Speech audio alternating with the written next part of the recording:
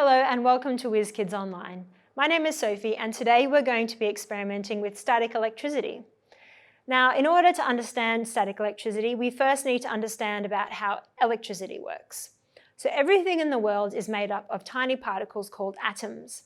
And within atoms are even smaller particles called protons, electrons, and neutrons.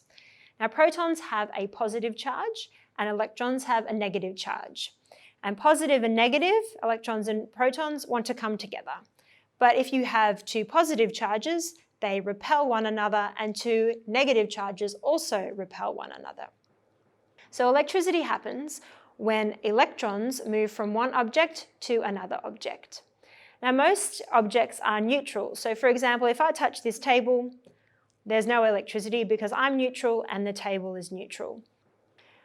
But with static electricity, electrons build up on the surface of an object, making it more negatively charged. And so that then reacts with another object, creating a push or pull effect. Lightning, for example, is a huge instance of static electricity. Now today, we aren't going to be making lightning, but we will be moving objects around without touching them using static electricity. So let's get started.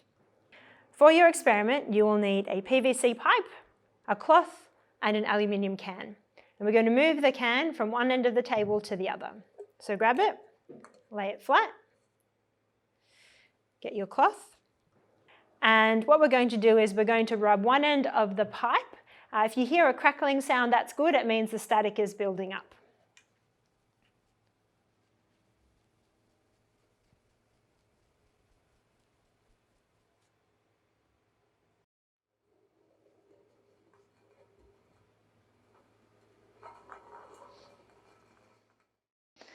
Okay, so you can see that we were able to move the can without touching it.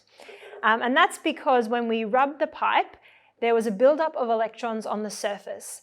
And then that pushed and pulled at the electrons that are inside the can. Have a go. You can also try to knock over a can using static electricity or push multiple cans at the same time.